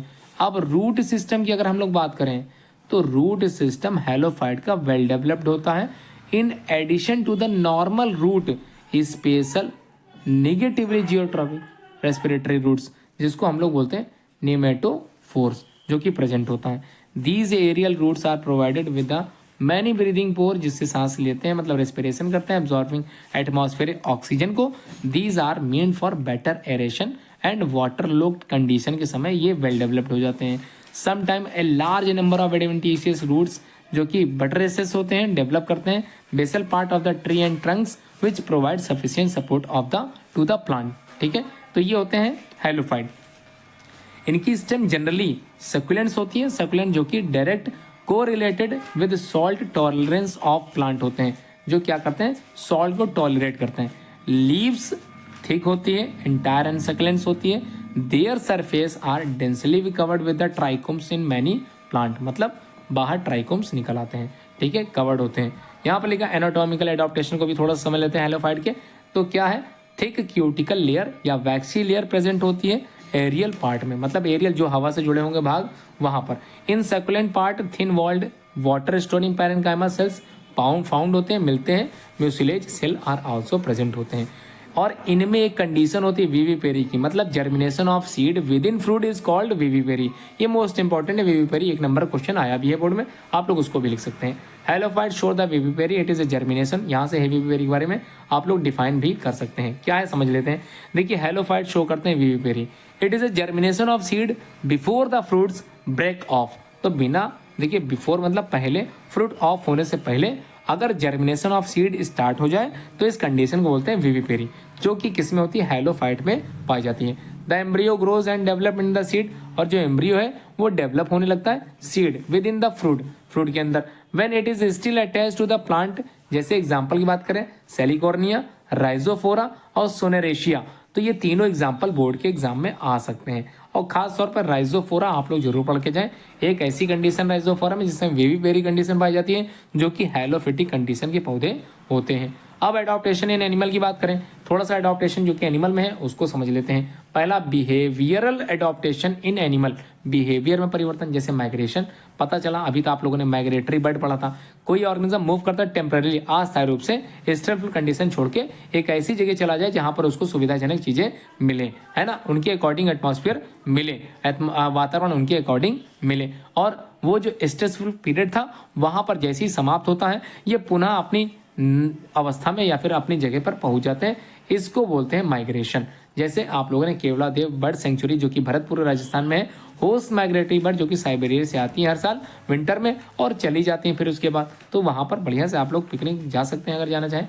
अब कुछ बिहेवियर कंडीशन कैमोफ्लेज के तौर पर भी होती है। कैमोफ्लेज तो मोस्ट इंपॉर्टेंट क्वेश्चन है जो कि बोर्ड में भी कई बार आया है। Some animals have the capacity to change their skin, कई ऑर्गेनिज्म के पास अपने स्किन, है ना, को बदलने की कैपेबिलिटी होती है। साइज, माफ कीजिएगा, जो कलर होता है उसको बदलने की इनके पास कैपेबिलिटी होती है। इस कैपेबिलिटी को ही कैमोफ्लेज कहते हैं। ठीक है, कलर और body shape to blend themself according to their surrounding, मतलब जैसे आप लोगों ने क्या सुना था, गिरगिट, तो गिरगिट अपना रंग बदल देता है अकॉर्डिंग टू द सराउंडिंग, मतलब जहां पर वो जाता है उस सराउंडिंग के हिसाब से अपना कलर बदल देता है। जैसे एग्जाम्पल की बात करें, अगर वो किसी घास मतलब आप लोग ग्रासेस वगैरह समझ गए होंगे, उस स्थान पर जाता है तो बिल्कुल उसका कलर हो जाता है ग्रीन। ठीक है, तो मतलब अकॉर्डिंग टू द सराउंडिंग वो अपना कलर चेंज कर देता है। ग्रास होपर भी अपना कलर चेंज कर देते हैं। कैमलियन, जो कि गिरगिट की बात हो रही है, वो भी अपना कलर चेंज कर देता है। तो आप लोग चाहे तो दूसरी वाली डेफिनेशन भी तैयार कर सकते हो। Camouflage also called the cryptic colouration is a defence mechanism, मतलब बचाव के तौर पर ये इस्तेमाल करते हैं अपने आप को। कहाँ से, कई तरह के insect, frog use to disguise their appearance usually to blend in with their surrounding, मतलब अपने आप को शिकार बनने से बचा लेते हैं। और शिकारी जो इनका शिकार करता है वो इनको देख नहीं पाता। तो एक डेफिनेशन और बन गई, क्या बनी, it is a strategy adopted by prey. ठीक है, तो प्रे और प्रेडेटर्स आप लोगों ने पढ़ रखा होगा। Species to escape their predators, मतलब शिकारियों से बचाव की एक टेक्निक होती है जिसके द्वारा ये चेंज करते हैं colour according to surrounding so that they can easily mingle in their surrounding and escape their predators, अपने आप को बचाव कर ले जाते हैं शिकारियों से। अब मिमिक्री क्या है, मिमिक्री आप लोगों ने सुना होगा। ये मिमिक्री बिल्कुल ऑर्गेनिज्म के अंदर पाई जाने वाली एक टेक्निक होती है जिसमें वो बिल्कुल दूसरे ऑर्गेनिज्म की तरह अपने आप को बना लेते हैं। मतलब when an organism make itself similar to the another organism the phenomena is called the mimicry, मतलब कुछ ऐसे पक्षी होते हैं या कुछ ऐसे जानवर होते हैं जो दूसरे जानवरों की भी आवाज़ निकालने में सक्षम होते हैं, या फिर कह सकते हैं उनको आवाज़ बदलने की एक महारत हासिल होती है, तो वो कहलाती है मिमिक्री। आगे देखते हैं पॉपुलेशन एट्रीब्यूट, जो कि most important characteristic feature population का होता है, जिसको आप लोग जरूर पढ़ के जाएं, और ये तो मोस्ट इंपॉर्टेंट क्वेश्चन लॉन्ग में जरूर आने की संभावना है। तो क्या है क्वेश्चन? पॉपुलेशन एट्रीब्यूट्स, जिसके फीचर्स यहाँ बताए गए। सबसे पहला फीचर है पॉपुलेशन डेंसिटी। क्या होता है? Define the term population density. तो नाम से लग रहा है डेंसिटी जो कि पॉपुलेशन की है, can be defined as the total number of individual, मतलब एक ही स्थान पर पाए जाने वाले इंडिविजुअल जो कि प्रेजेंट होंगे किसी यूनिट एरिया, जिसको वॉल्यूम यहाँ पर लिखा है, इन ए स्पेसिफिक टाइम, इसको बोलते हैं डेंसिटी। तो टाइम पीरियड को देखते हुए इंडिविजुअल की संख्या जो कि एक ही निश्चित स्थान पर पाए जाते हैं, इसे बोलते हैं पॉपुलेशन डेंसिटी। फिर से एक बार देखते हैं, the unit of population density is different in the different cases. For example number of squirrels, तो गिलहरियों की संख्या पर स्क्वायर किलोमीटर बदलती रहती है। Number of earthworms, okay, number of trees पर एकड़, and the number of Euglena पर लीटर, मतलब वॉल्यूम यहाँ पर क्या होगा? बदलता है। इंडिविजुअल जो कि प्रेजेंट होंगे किसी यूनिट एरिया में, इसे बोलते हैं पॉपुलेशन डेंसिटी। और ये डेंसिटी देख लिए, द डेंसिटी या फिर यूनिट ऑफ पॉपुलेशन डेंसिटी, ये डिफरेंट केसेस में अलग अलग होते हैं। जैसे नंबर ऑफ स्क्वायरल्स, ये पर स्क्वायर किलोमीटर में होंगे, ठीक है। नंबर ऑफ अर्थवर्म या नंबर ऑफ ट्रीज, ये आपके होंगे पर एकड़ में, और नंबर ऑफ यूग्लिना ये पर लीटर में दिए होते हैं, मतलब इनकी जो वॉल्यूम होती है वो लीटर में होगी। अब देखते हैं इसका जो फॉर्मूला बना, क्या है formula? Capital D equal to N by S. अब इसमें D क्या है, N क्या है और S क्या है, इसको यहाँ पर बताया गया है। D का मतलब पॉपुलेशन डेंसिटी, S का मतलब होता है number of unit space, N का मतलब होता है टोटल नंबर ऑफ इंडिविजुअल। तो D equal to N by A, A यहाँ पर एरिया है, तो आप लोग S की जगह पे एरिया भी लिख सकते हैं, ठीक है। आगे देखते हैं बर्थ रेट, जो कि नेटिलिटी होता है। नेटिलिटी भी कई बार पूछा गया, बर्थ रेट का ही दूसरा नाम है। It is the production of new individual. देखिए नया इंडिविजुअल का तैयार होना ही नेटिलिटी कहलाता है, किसी population over a fix time period के अकॉर्डिंग, इसको बोलते हैं बर्थ रेट। तो बर्थ रेट का भी फॉर्मूला देख लेते हैं, क्या? B equal to N upon T. तो अब B क्या है? Birth rate. अब कैपिटल एन स्मॉल एन का मतलब number of new individual added to the population में जुड़ जाते हैं, उसको बोलते हैं NN, और T का मतलब किसी टाइम पीरियड के अकॉर्डिंग ये चलता है। तो आगे देखते हैं डेथ रेट, जिसको मोर्टेलिटी कहते हैं। नंबर ऑफ इंडिविजुअल डाइंग होते हैं, मरते हैं प्रत्येक वर्ष की बात करें in a population over a fix time period को देखते हुए, जिसको बोलते हैं डेथ रेट, जो कि capital D equal to ND upon T. बिल्कुल वैसे ही डेफिनेशन है, वैसे ही फॉर्मूला जैसे आप लोगों ने बर्थ रेट का पढ़ा था। D क्या है यहाँ पर? Death rate.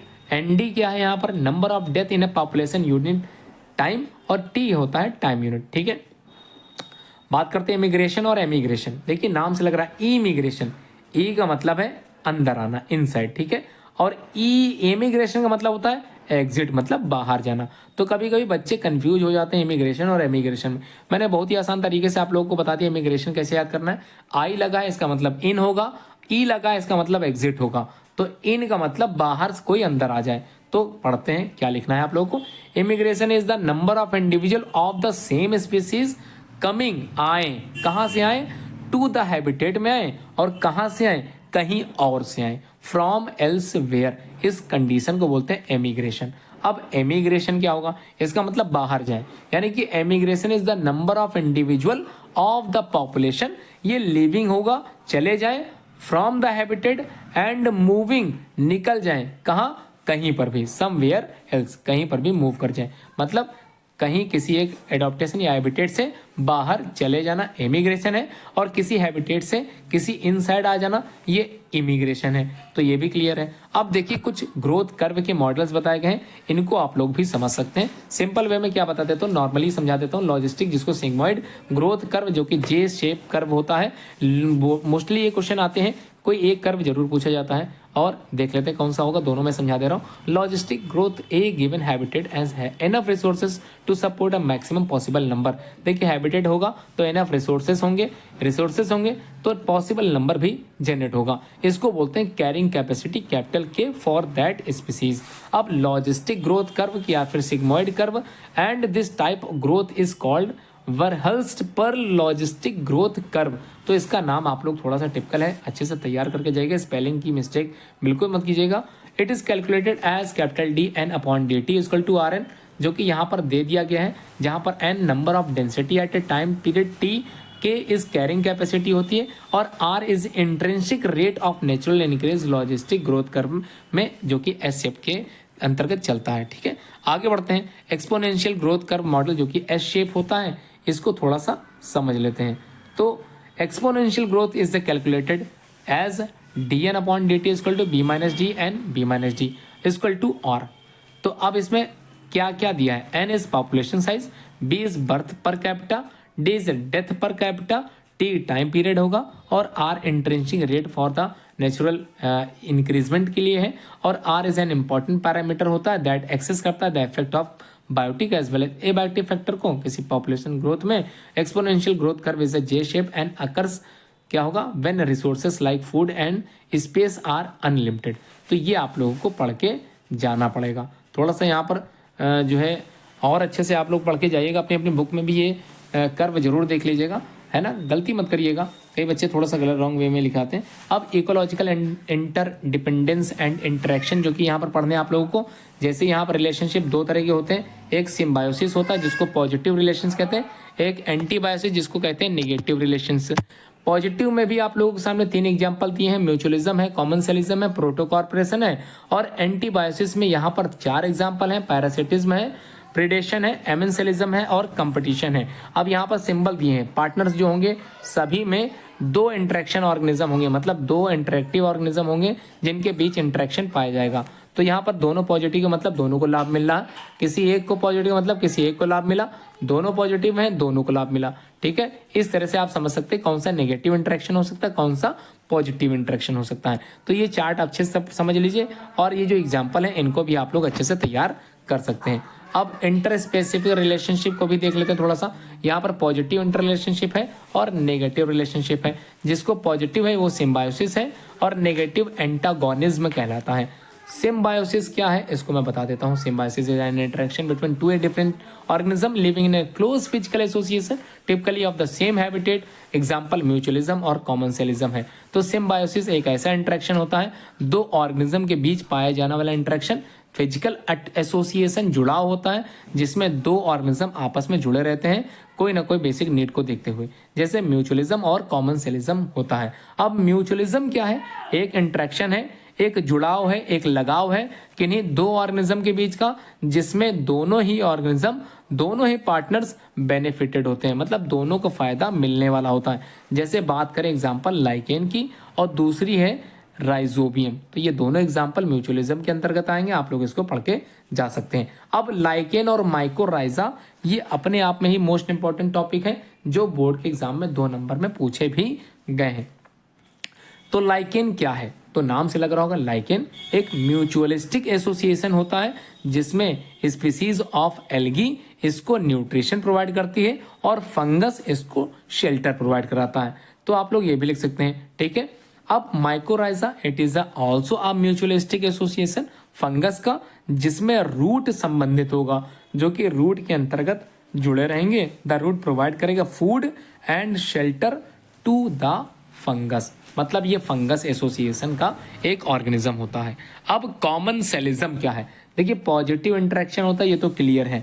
अब इसमें होता क्या है? 2 जीवों के बीच में जुड़ाव है, अंतर संबंध है। तो commensalism is an interaction between 2 species in which, जिसमें एक स्पीसीज को तो फायदा पहुंचेगा और while the other remains unaffected, मतलब दूसरे को ना तो फायदा होगा और ना ही कोई नुकसान होगा। एग्जाम्पल है ऑर्चिड, और ये ऑर्चिड ग्रोइंग होता है, कहां पर उगता है? Branches of mango tree and barnacles attach to the body of whales are example of कॉमनसेलिज्म।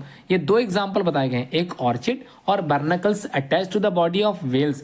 मछली के ऊपर भी कुछ जीवधारी अपना जीवन यापन करते हैं और यहाँ पर इंटरेक्शन जो होता है वो है कॉमन सेलिज्म टाइप का। तो आप लोग hermit crab and C anemone भी पढ़ के जा सकते हो। ये भी एग्जाम्पल किसका है? कॉमन सेलिज्म का। और एक सक्कर फिश विद द शार्क के साथ में जीवन यापन करती है, वो भी एग्जाम्पल कॉमन सेलिज्म का है। और हमारी आंतों में ई कोलाई नाम का एक ह्यूमन कॉलन में पाया जाने वाला प्राणी होता है, पैरासाइट होता है, इसका भी आप लोग कॉमन सेलिज्म में एक एग्जाम्पल के तौर पर पढ़ सकते हैं। वैसे तो मोस्टली पैरासिटिक कंडीशन में है, तो आप लोग इसको भी देख सकते हो। Protocooperation is also a type of positive interaction जिसमें दो ऑर्गेनिज्म या दो स्पीसीज होती हैं फेवरेबल कंडीशन में, नॉट ऑब्लिगेटरी टू बोथ, दोनों के लिए ऑब्लिगेटरी नहीं हो सकती। राइजोस्फीयर आप लोग पढ़ के जाए, माइक्रोफ्लोरा जो कि फंगी और बैक्टीरिया से जुड़ा हुआ जो है ऑर्गेनिज्म होता है, ये आप लोग जरूर पढ़ के जाए। अब एंटीबायोसिस नाम से लग रहा होगा, एंटी है इसका मतलब अगेंस्ट है, इसका मतलब नेगेटिव इंटरेक्शन शो करते हैं, जिसमें सबसे पहला एग्जांपल है पैरासिटिज्म का। It is a mode of interaction between two species in which one species, जिसको पैरासाइट कहते हैं, ये डिपेंड होती है किसी दूसरे स्पीसीज पर, जिस पर डिपेंड होती है उसको बोलते हैं host species, for food and shelter and damage the host. अब डैमेज करेगी होस्ट को, मतलब खुद तो पैरासाइट जो होंगे वो खुद तो अपने आप को जो है लाभ में रखेंगे और दूसरे जिस पर जीवन यापन करेंगे उसको नुकसान पहुंचाएंगे। तो in this process one organism is benefited होगा, पैरासाइट बेनिफिटेड होगा, जो होस्ट होंगे उनको नुकसान पहुंचने वाला है। जैसे एग्जांपल का बात करें, प्लाज्मोडियम इंसानों में, जैसे आप लोगों ने जो है मलेरिया रोग सुना होगा, वो पहुंचाने वाला जो था वो कौन था, मच्छर था वेक्टर के तौर पर, लेकिन मच्छर के द्वारा प्लाज्मोडियम इंसानों में जाता है और एक रोग कारण जो है वाहक के तौर पर कार्य करता है। एस्केरिस मैन में है, ये भी आप लोगों ने पढ़ रखा होगा। Types of parasite and they are broadly divided into following main two types. Ectoparasite नाम से लग रहा है बाहर की तरफ जीवन यापन करते हैं, और एंडोपैरासाइट अंदर की तरफ जीवन यापन करते हैं। तो present on the external surface of the host organism for food and shelter, मतलब रहने के लिए और खाना खाने के लिए ये भोजन का जीवन यापन इस तरह से चलेगा, जिसको एक्टोपैरासाइट कहते हैं। टिक्स इन डॉग्स, तो कुत्ते में पाए जाने वाले जो छोटे छोटे जो जुए टाइप के होते हैं उनको बोलते हैं टिक्स, जो कि कुत्तों पर हैं और भी जीवन जानवरों में हो सकते हैं, तो उसको बोलते हैं एक्टोपैरासाइट। अब एंडोपैरासाइट जो आंतरिक जो है ऑर्गन में रहते हैं। Endoparasite live inside the host body, different site है, लाइक लीवर हो सकता है, किडनी हो सकता है, लंग्स हो सकते हैं, इन सभी जगह जीवन यापन भोजन के लिए या फिर शेल्टर रहने के लिए करते हैं, जैसे टेपवर्म, लीवर फ्लूक या फिर Plasmodium. These are the common example of endoparasite. अब दूसरा इंटरेक्शन जो कि नेगेटिवली वाला है वो है predation. In this type of interaction a big animal of one species regularly eat, मतलब खा जाता है छोटे ऑर्गेनिज्म को दूसरे स्पीसीज के। Predation is very important in the maintenance of natural population. Tiger eat करता है डियर को, तो जो जानवर टाइगर है वो हिरन को खा लेता है। हियर जो है यहाँ पर टाइगर प्रेडेटर है और डियर जो है वो प्रे है, मतलब शिकारी कौन है, टाइगर, और शिकार किसका कर रहा है, डियर का, हिरन का। Any food chain the first plant eating animal, जो कि सक्सेशन ऑफ प्रेडेशन के तौर पे इस्तेमाल कर रहे हैं, ए प्रेडेटर डिस्ट्रॉय करेगा उस प्रे को आउटराइट वे में। तो प्रेडेटर्स में भी हर्बीवोर्स और कार्निवोर्स कुछ भी हो सकते हैं। प्रेडेटर्स कार्निवोर्स में भी मोनोफेगस, ओलिगोफेगस या पॉलीफेगस टाइप के। Predators try to reduce the population of prey gradually eating them, और धीरे धीरे उनकी संख्या को ये कम करते रहते हैं उनको खाकर। ठीक है, tiger and goat, cat and mouse, these are the common example of predators and prey. और एक एग्जाम्पल क्या हो सकते हैं, ये हो सकते हैं प्रेडेशन के। ठीक है, अब एमेंसेलिज्म क्या होता है, नाम से लग रहा है कॉमनसेलिज्म का जस्ट अपोजिट होता होगा, बिल्कुल वही है। एमेंसेलिज्म इन एन इंटरेक्शन, जुड़ाव है दो जीवों के बीच का, जहां पर एक जीव को नुकसान पहुंचेगा और दूसरे को पहुंचने वाला है फायदा। ठीक है, तो नुकसान है, माफ कीजिएगा थोड़ा समझिएगा, यहाँ पर एक ऑर्गेनिज्म को देखिए, it is an interaction between different species, जिसमें एक स्पीसीज को नुकसान बिल्कुल पहुंचेगा, लेकिन दूसरी स्पीसीज ना तो वो बेनिफिटेड होगी और ना ही उसे नुकसान पहुंचेगा, तो इसे बोलते हैं एमेंसेलिज्म। तो एग्जांपल है पेनिसिलियम, जो कि एक मोल्ड सिक्रेट करता है पेनिसिलिन, जो किल करेगा बैक्टीरिया को, लेकिन यहाँ पर जो मोल्ड होगा वो बिल्कुल अनअफेक्टेड होगा, मतलब उस पर कोई भी प्रभाव नहीं पड़ेगा। आप तो एग्जांपल में पेनिसिलियम एंड स्टेफाइलोकोकस लिख सकते हैं, ये भी दूसरा एग्जांपल है। अब अगला जो इंटरेक्शन है जो कि नेगेटिवली इंटरेक्शन के तौर पर कंपटीशन है, इसको भी आप लोग पढ़ सकते हैं। Competition is a kind of negative interaction which occurs in between two or more organism utilising the same type of resources, which this type of competition can be for space के लिए हो सकता है, फूड के लिए हो सकता है, एनर्जी के लिए हो सकता है, लाइट के लिए हो सकता है, मिनरल के लिए हो सकता है, वाटर रिसोर्सेज के लिए भी हो सकता है।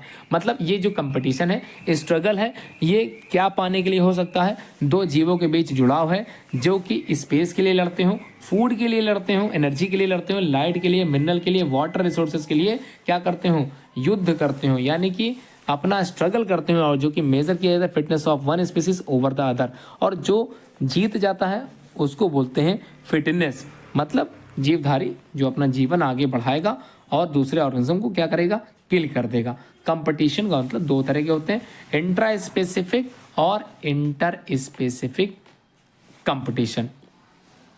ठीक है, अब इंटर का मतलब अंदर है, इनसाइड की बात हो रही है, इंट्रा मतलब बाहर आउटसाइड की बात हो रही है।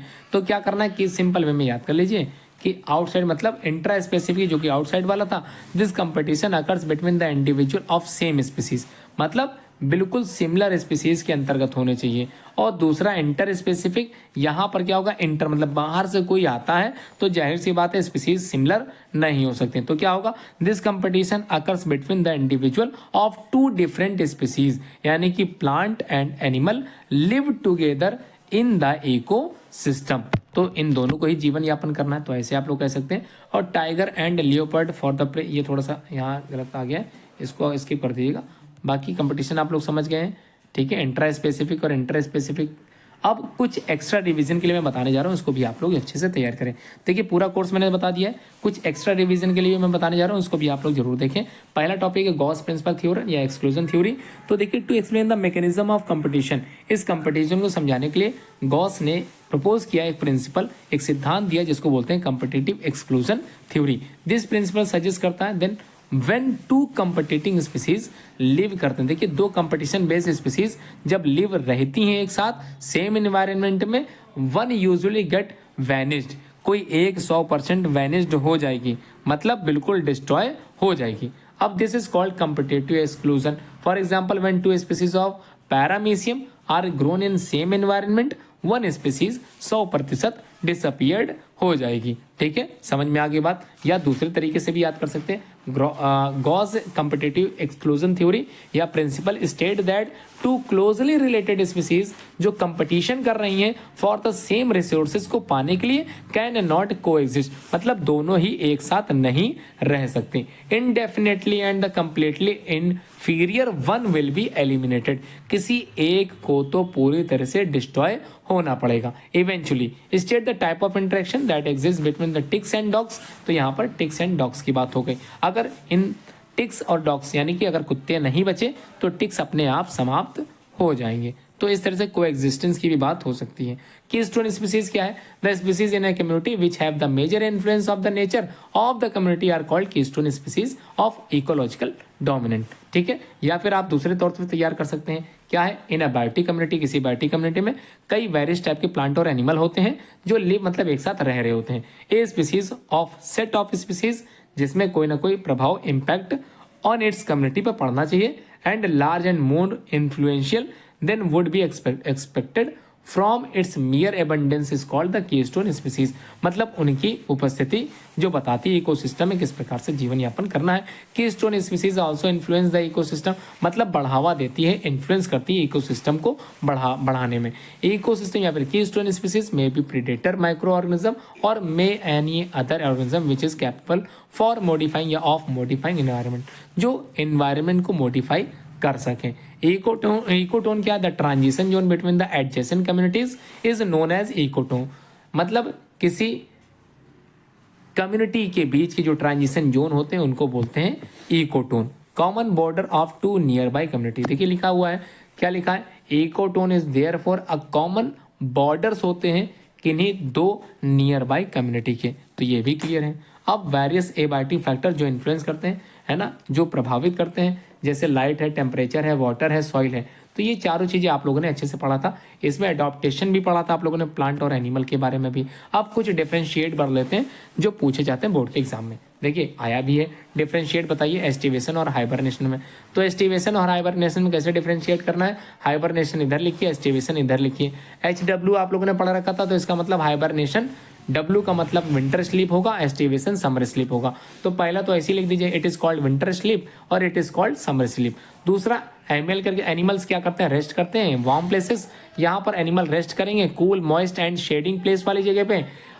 एट मतलब लिखा है it last for the long winter month, मतलब जब समय गुजर जाएगा तब वापस निकलते हैं। और ये क्या करते हैं, it last for the day as night and cooler. ठीक है, तो ये बिल्कुल आप लोग चाहें तो वहां से जो आप लोगों ने पढ़ा था वो भी लिख सकते हैं। एक्टोथर्म और एंडोथर्म में अंतर, तो देखिए एक्टो का मतलब बाहर, एंडो का मतलब अंदर, और ये हम लोग हैं और एक्टो का मतलब ये होंगे फ्रॉग, स्नेक, फिशेस, ठीक है।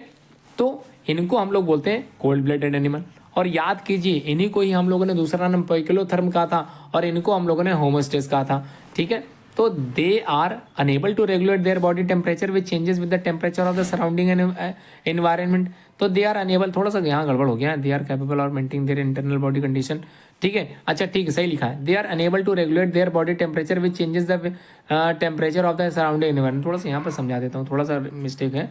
तो देखिए समझिए, यहाँ पर एक्टोथर्म जो होते हैं, एक्टोथर्म, ठीक है, यहाँ जो एक्टोथर्म होते हैं इनका कोई भी कांस्टेंट बॉडी टेम्परेचर नहीं होता, ठीक है। अपना खुद का एक कांस्टेंट बॉडी टेम्परेचर नहीं होता, जबकि यहाँ पर होता है कांस्टेंट बॉडी टेम्परेचर। एग्जाम्पल में आप लोगों ने इंसानों का पढ़ा था 37 डिग्री सेल्सियस। अगला जो टॉपिक यहाँ पर कह रहा है, नेक्स्ट पॉइंट कह रहा है hibernate in the winters and aestivate in the summers. ये तो आप लोगों ने पढ़ा था।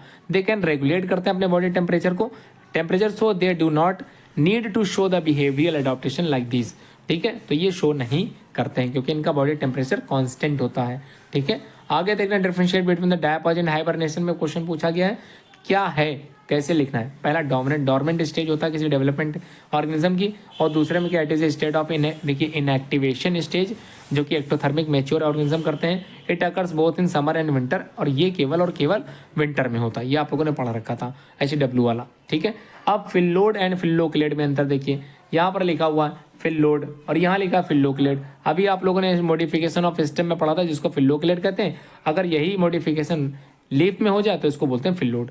पेट्यूल्स जो होते हैं बिकम फ्लैट हो जाते हैं, लीफलेट्स फॉल ऑफ हो जाते हैं अर्ली, स्टेम ग्रीन और फ्लैटेंड एंड सिलिंड्रिकल होते हैं, नोड्स एंड इंटरनोड्स अब्सेंट होते हैं, नोड्स एंड इंटरनोड प्रेजेंट होते हैं, स्पाइन अब्सेंट होते हैं, leaves are modified into the spines. ये आप लोगों ने कैक्टस वगैरह में पढ़ रखा था। Flowers are not formed on the petiole, जबकि फ्लावर आर बोर्न होते हैं ऑन द नोड पर ही तैयार होते हैं।